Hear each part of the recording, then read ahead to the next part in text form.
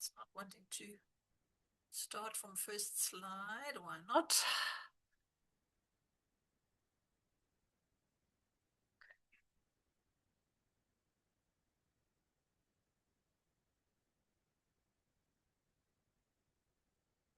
Are you seeing my screen sharing? Okay, there. Okay. Right. My own relationship with Revelations is that I tended to avoid it unless I had to preach on it, which happened several times in the last months. And then, Sorry, Gertrud, you're not yeah, on sharing full screen yet. It seems to be a problem there. uh, stop share. Let me try again.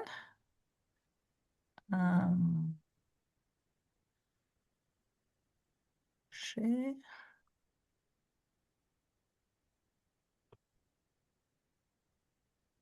Oh, I think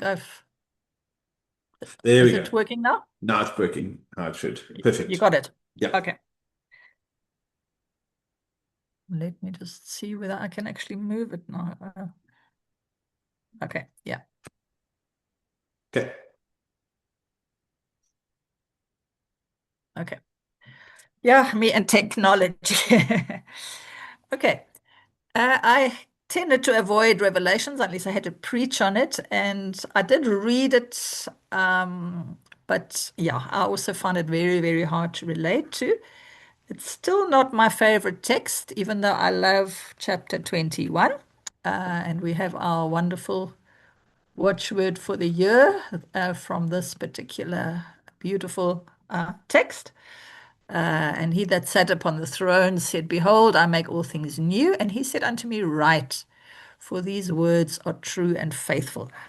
So, as my Catherine said, we have here um, someone who has visions of the future, and he's writing them down to share them with his congregation.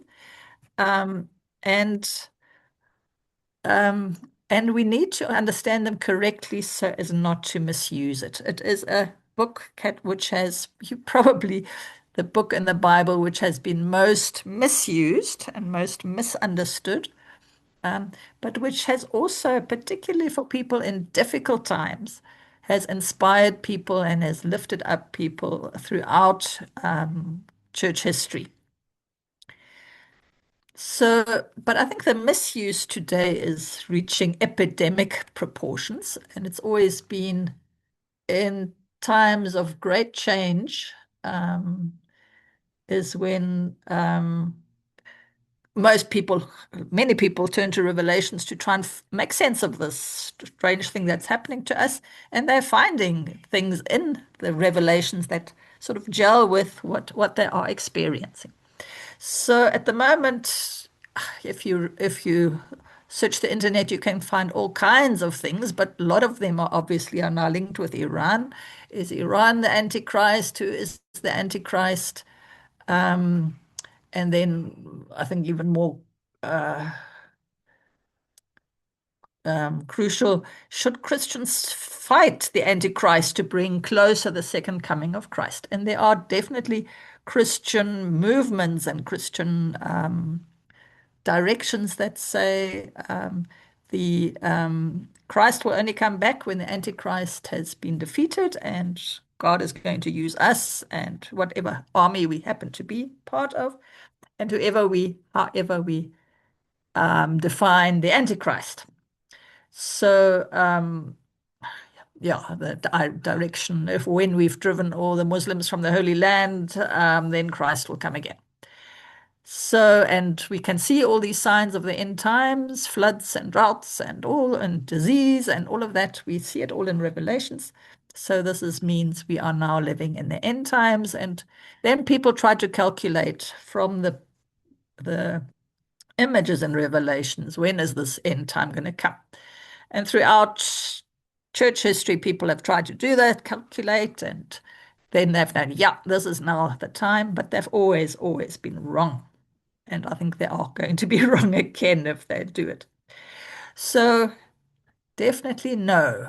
Iran is not the Antichrist of Revelations. It's very clear who the Antichrist of Revelation is, and that is the Roman Empire, which was at that time in a time of persecution and pressurizing Christians to worship the emperor, which of course was completely against their religion.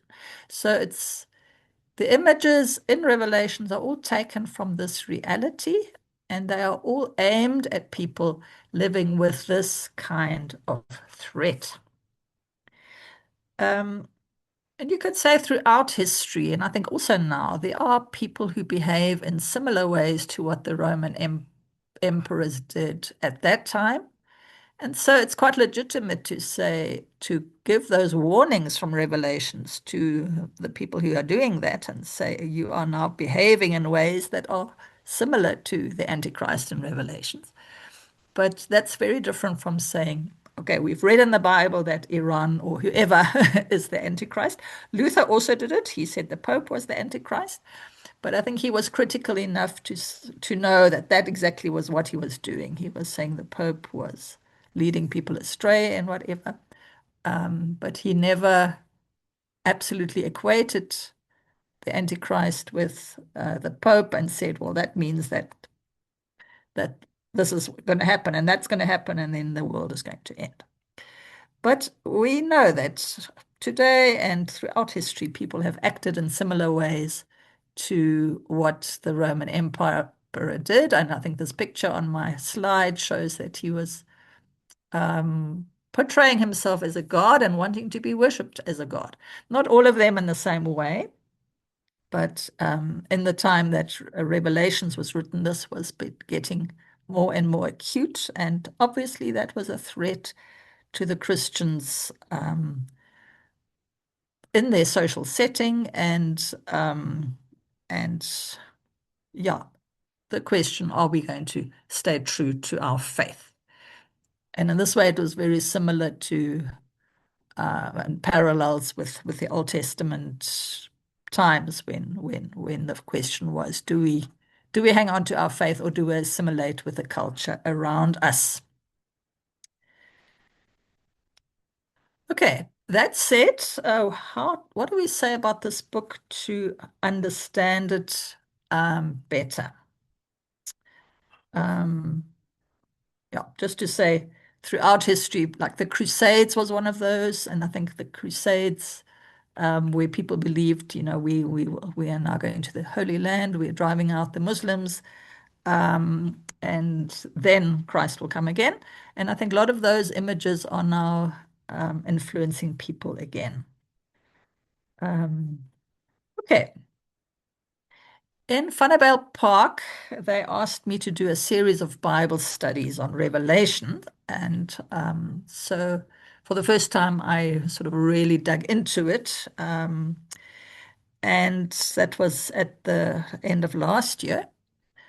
And yeah, I did 10 Bible studies on Revelation, and it was too short, but I think it was all I could stomach also. Um, and I'm now going to try and do that same content in 1.5 hours, which is not going to be easy, but let's see how far we get. So it's going to be a little bit more like a lecture than an interactive presentation, but I do want to give time for questions. So I don't know if you raise hand, do I see that on my screen, or can Martin tell me if there's someone who wants to ask? But please, if there is a question, even do even interrupt me and say you haven't understood what I've just said. Okay. The first important step for me to understand this book, the first time I got any kind of understanding of where we are, is I was still a student when I read a book by a German theologian called Gerd Tyson, which is The Shadow of the Galilean. And he wrote a popular fictionalized story of Jesus, and it's written through the eyes of Andreas, who is forced to be an informer for Pontius Pilate. So, and it ends, so Andreas never meets Jesus. He always walks behind him and talks to the people who've encountered him, some believing and some not believing. And then from far away, he witnesses the crucifixion. And then you think, well, that's the end of it. But then he meets someone who is of the new movement that believes Jesus has arisen. And in the end, the book ends with a dream of this Andreas in the style of Revelation. I call it the Tyson Apocalypse. And it is very clearly aimed at German readers in the 1980s. And Tyson didn't explain any of this dream, but I think German readers of the 1980s would have understood it, and I immediately understood most of them. Some of them I actually had to later on sort of look up a little bit, but he had no explanation in his book, and he assumed that his readers would just understand these visions. We don't have time for the whole this whole vision, but I just want to read part of it. And I want you to think about, does any of this make sense to you? And would you know what he is referring to? Okay. I went to sleep. While sleeping, I had the dream again, which had been haunting me for such a long time. Until now, I had only dreamed isolated fragments. Now it united into a whole. I stood by the sea. A storm was churning up the water. A frothing flood of water was beating down upon the beach. Then a shape appeared from the chaos. Slowly its contours became visible. A lion with a dripping mane stepped onto the beach. And then he describes how the lion terrorized the people, but in the end the lion roars, "I bring peace on earth." And then a second beast emerges from the sea. It is a bear. He also spreads chaos and terror. And then he roars, "I create order, a world of order." Third beast comes, an eagle, who spreads his wings and darkens the land. It carries a ball, he drops it, black smoke covers the land, and when the smoke clears, the plain lay full of corpses and bones. The eagle screamed, "I create space to live upon this earth." But still the terror was not at an end. The sea was still raging and crashing against the land. The fury was not at an end. New beasts crept out of the sea. This time there were two giant octopuses, which faced up to each other and tried to span the whole earth with their long winding arms. They formed two armies which threatened each other. Each time one side was threatened by a new monster, the other side produced one too. More and more armored monsters faced each other. They breathed fire. Red flames shot up to the sky. A disastrous fire threatened to engulf the whole earth in flames. All the people who had taken shelter behind the great beasts started to panic. Mad with fear, they fled in all directions. I expected a great catastrophe. Then again darkness engulfed the scene before my eyes. For a moment one could not see neither ocean nor land, stars or moon, trees or shrubs. The cries of the people were still, the beasts had disappeared. In the sky above the land appeared a faint glow, growing stronger. A figure like a human appeared, from whom flowed warm light. In this light, the tortured earth became visible again. I saw the beasts from the deep. They were dead. The octopuses had pulled in their arms and had collapsed in on themselves. The armored monsters lay around like scrap metal. Everywhere people arose and started to breathe freely. They all looked with hope at the figure from the sky. It was Jesus, a transformed Jesus. I had seen him only once from the city wall in Jerusalem. Then he was hanging on the cross, dead. Now he radiated life, peace, and freedom. The tyranny of the beasts was at an end. I woke up confused but very happy. Okay, does anyone want to say, did you make sense of any of these pictures that Tyson uses here? Um, Let me quickly stop share so that we can see each other. Anyone make sense of any of that I've just read?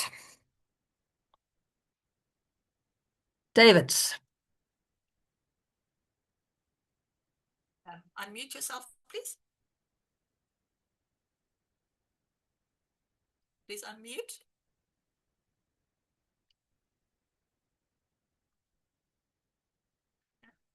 Not unmuting. Does anyone else want to say something? David?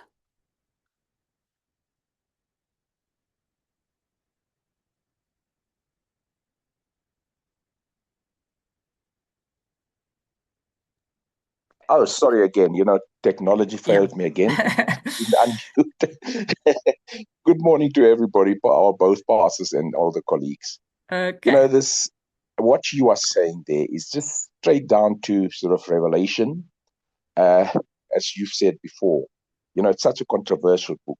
For the one part, it is the doomsayers use it every day to talk about, and I'm not talking about now only, but previous crises that we had in the world. And then we all have Christ as the center. And it's actually scary that this book that you are talking about by this German theologian is really with what, I sort of draw the parallels between what is happening now.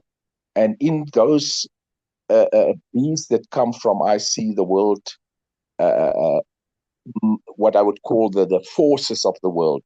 And I don't want to now at this stage put names to that, but countries coming up straight away. And, and yeah, there's that, again, like Revelation, there is that beautiful image that's going to come, which is the only way that can save the world. I think in my mind, there's a lot of what I would see forward seeing in the way this book was written. I'm talking about this particular, and call it, I want to use the word novel in order to explain the difference between Revelation Okay. and this book. Thank you. But I think Tyson does want you to put names to these beasts. Can you put any names to any of the beasts? Can anyone put Well, any names to any of the unfortunately, beasts we, that we still call it the Russian bear. I yeah, the can Russian see bear. Okay, yes, I can definitely. see The America bear there, is but is Russia. Any other ones you want to say? well, Who's the unfortunately, eagle? the eagle could be because there's two or three images of America. The one is also the eagle, because America does actually use the eagle as one Okay, of but who their else used the eagle? uh, The, the well, Germans should know this. well, the Germans, yeah, true. I mean, Okay, that's call it their national bird, if you want to call it that. Yeah. so So I mean, definitely the eagle is Hitler and the Nazis. The bear is Russia, very yeah, clearly. yeah. Anyone want to guess who's the lion? The one that says it brought peace on earth, but also brought quite a lot of violence. That's the British Empire. Okay, so any royal seal, you see the lion. So yeah, Tyson expected people to pick up on these images and understand them, and I think that the images and revelations would have been understandable to the people back then. Anyone want to hazard who's the two octopus fighting each other? Anyone growing up in the 80s?